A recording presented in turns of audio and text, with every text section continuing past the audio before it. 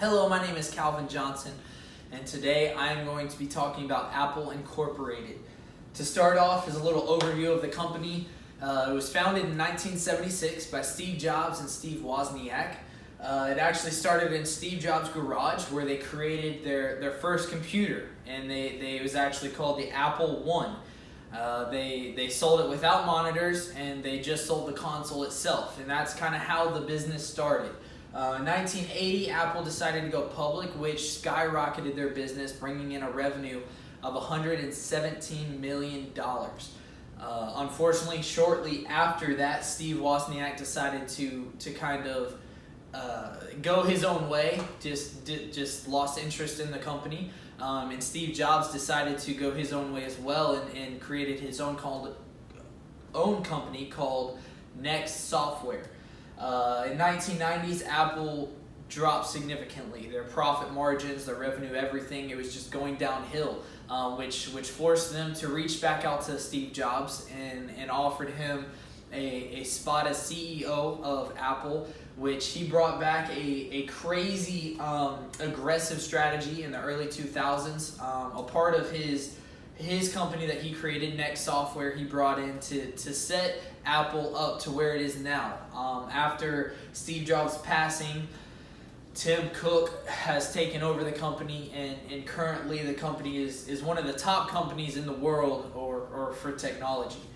As far as the product and services, Apple offers multiple products, multiple services: iPhones, iPads, laptops, iCloud, Apple TV, Apple Care. iCloud is basically a software that holds storage for Apple devices, as well as it links devices up. For instance, an iPhone, you can have text messages, it's basically like a little laptop in your pocket.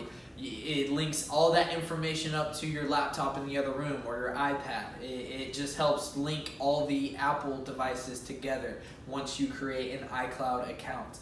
Apple TV is basically a streaming service like Netflix, where you can watch TV shows, things like that. Apple Care is basically a warranty service to where customers are at peace with their devices.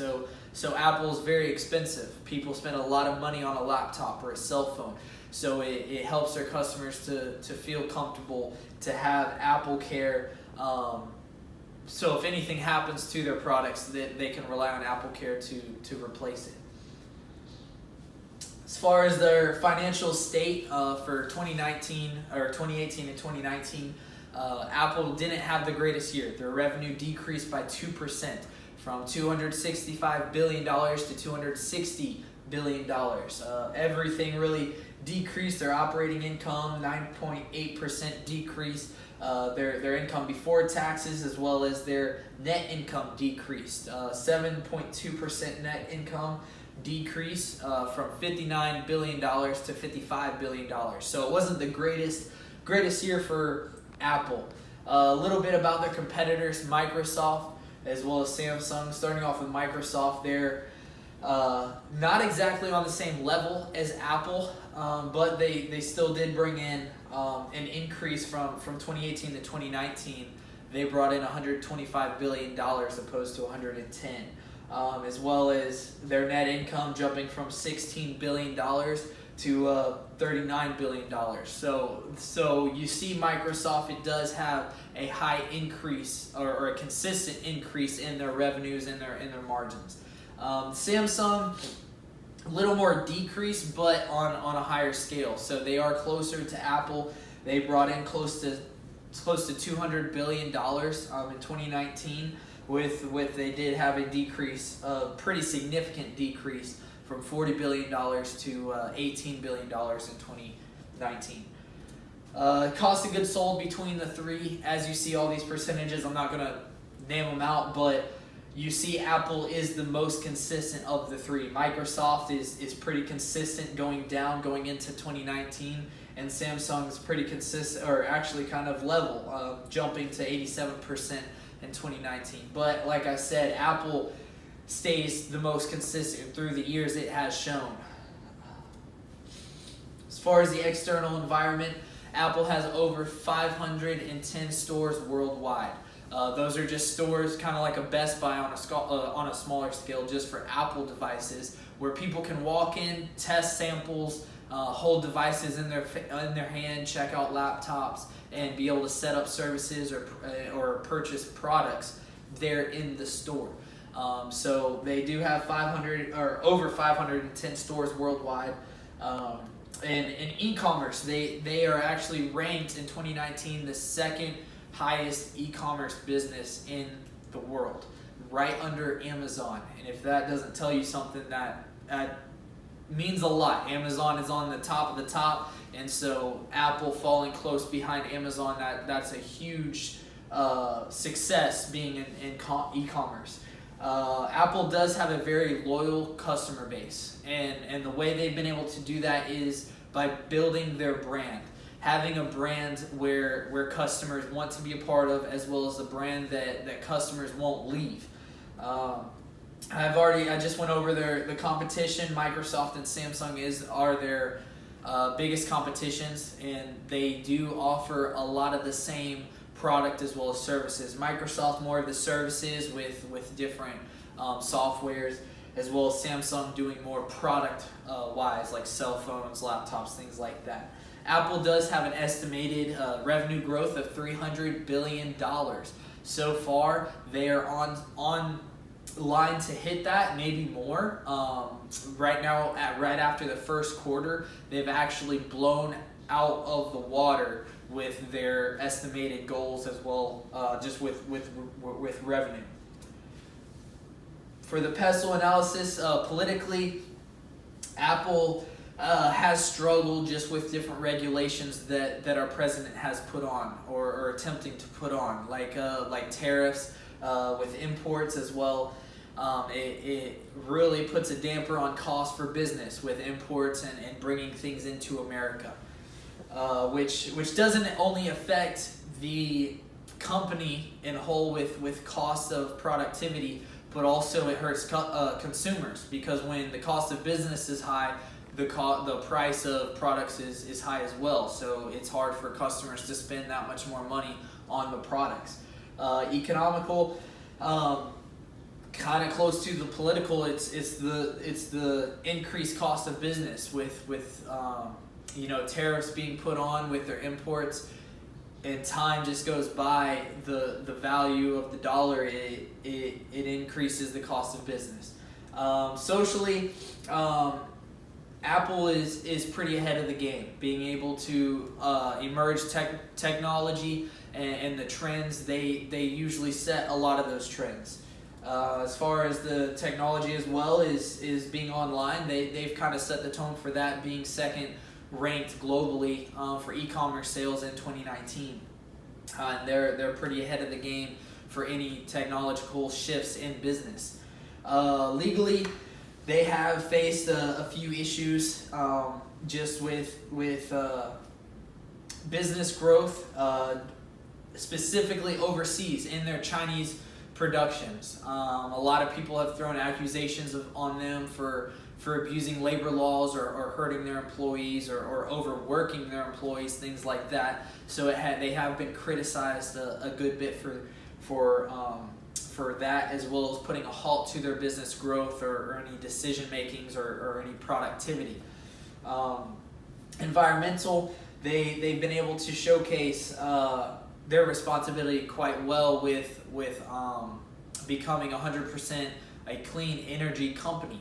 However, they do struggle with the fact that a lot of Apple devices use lithium batteries, and when a non-working device is thrown away or an old device is just old and someone throws it away, these devices fill landfills with these batteries, and it's very bad for the environment. So some people may say that Apple has the responsibility of all these devices taking up the landfill that hurt the environment. So that is one issue that they may face with the environmental side of things. According with their SWOT, strengths, weaknesses, opportunities, threats, top technology is one of their strengths. Obviously, Apple incorporated their technology is above and beyond, which has also helped them build their brand. Their brand is excellent.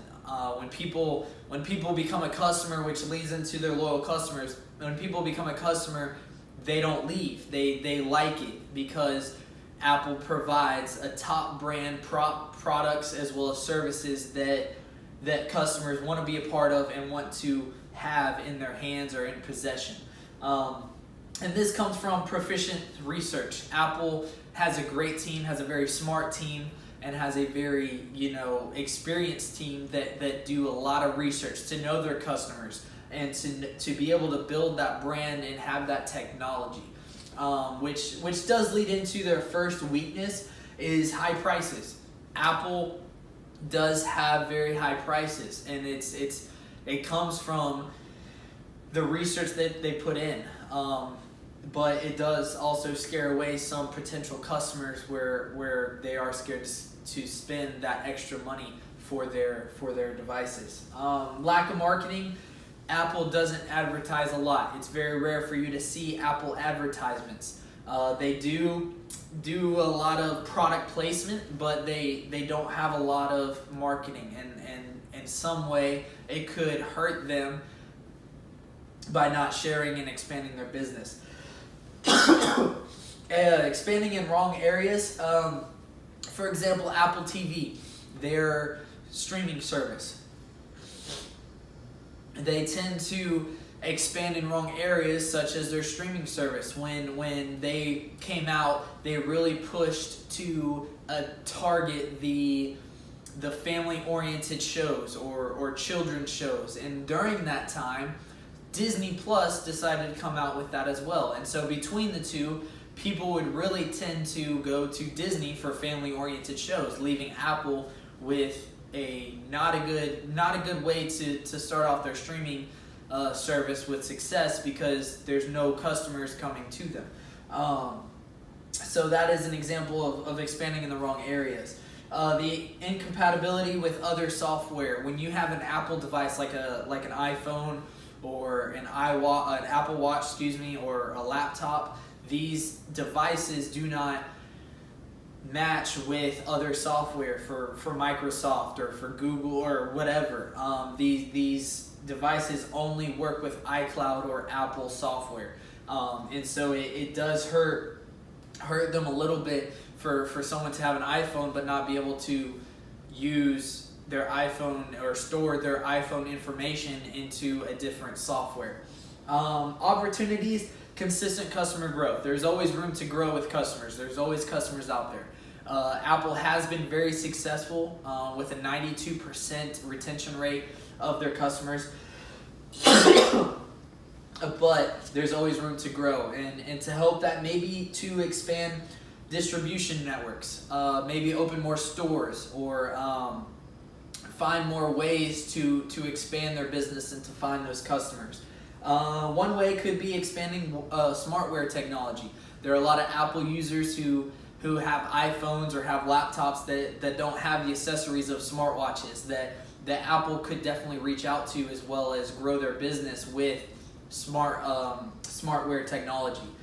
Some of their threats is COVID-19. Even though Apple has been on a great pace through the first quarter to hit their goals for 2020, COVID-19 has put a damper on a lot of things with this global pandemic, with imports, with customers being locked home, not able to go out to their stores or be able to just expand with businesses and products like that.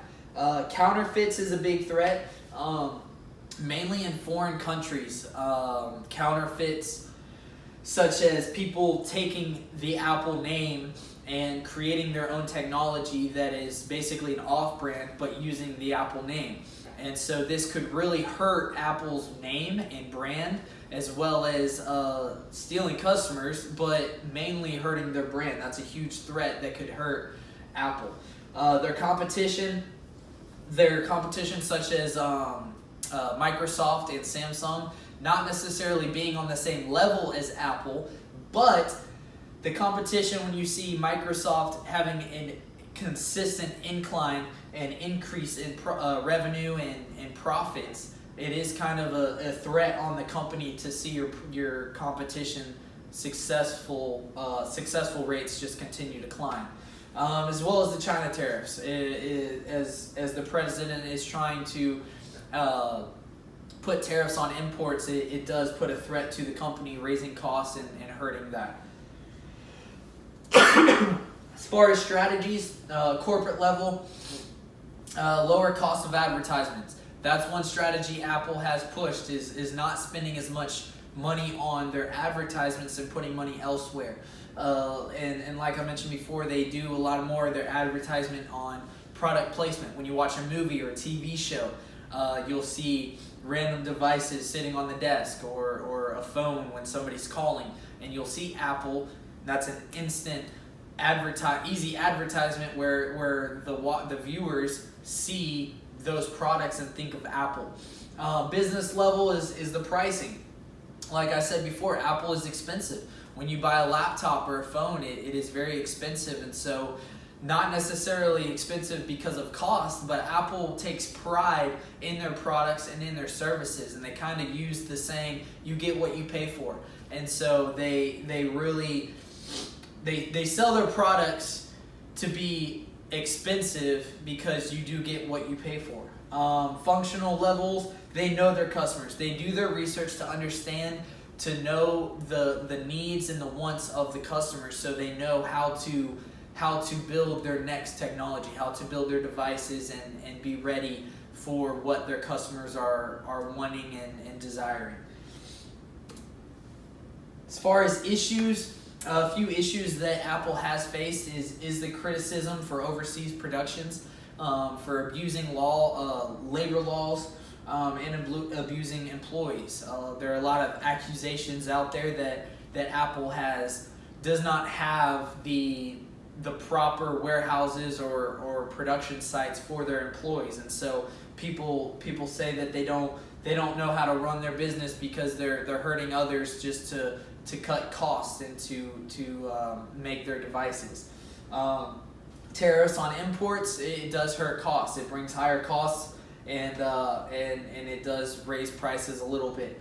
Planned obsolescence. They did get caught a few years ago that they were proved that they were slowing down their software as they were bringing out new devices to force their current customers to go buy that new device. So if I had an iPhone in maybe 2014 or 2016 and it started getting really slow all of a sudden when I did an update, they did that on purpose to make the phone so slow that I would go buy a new phone, with spending more money for Apple, making them more money.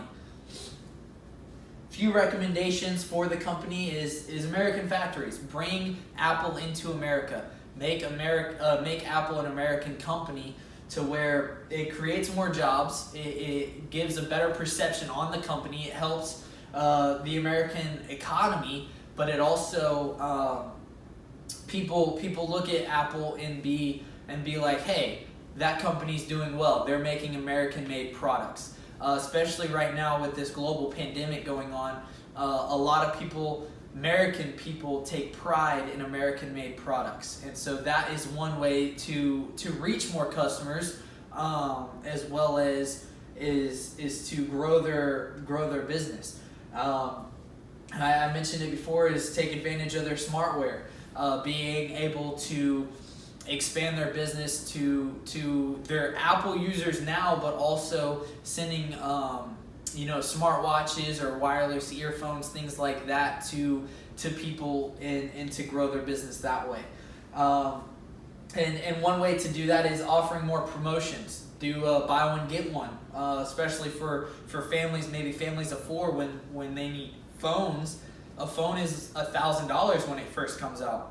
That's really expensive for a family of four. So the company could possibly offer more promotions to buy one get one to help families out. And when they do that, more than likely a company's not only just going to buy, or a family, excuse me, is not only going to buy a phone, they're probably going to buy more accessories and more devices that go along with the phone, just the way the system is structured. And so that is one way to bring in more revenue and build the business. As well as when people do buy devices such as a laptop or a phone or an iPad, throw in a pair of AirPods or an Apple Watch occasionally. Not saying you have to do it all the time, but throwing these promotions out could bring in more people, because if you maybe throw accessories in with a purchase that are randomized, then people would be more open to buying things just with the simple urge or the surprise of not knowing what you're going to get, though you will know that you are getting a very reliable device with what you're purchasing. Expanding their streaming services. I mentioned before they didn't do too well shooting out their streaming service with Apple TV because of Disney Plus came out. However, as much as I don't like to say it, but for business-wise, is provide more options. Instead of specifically focusing on family shows, you can throw out more TV shows that reach out more people. For an just example is more PG-13, to where people, more action, more thrillers that people love to watch, not just target your market to a small group of just families, but also, college students, bachelors, whoever would watch more thrillers and action movies. And these are just recommendations that could possibly help Apple and help the company grow and expand and have a better perception on their company. And maybe these things may come up in the future. But thank you for listening, and here are my references, and that's it. Thank you.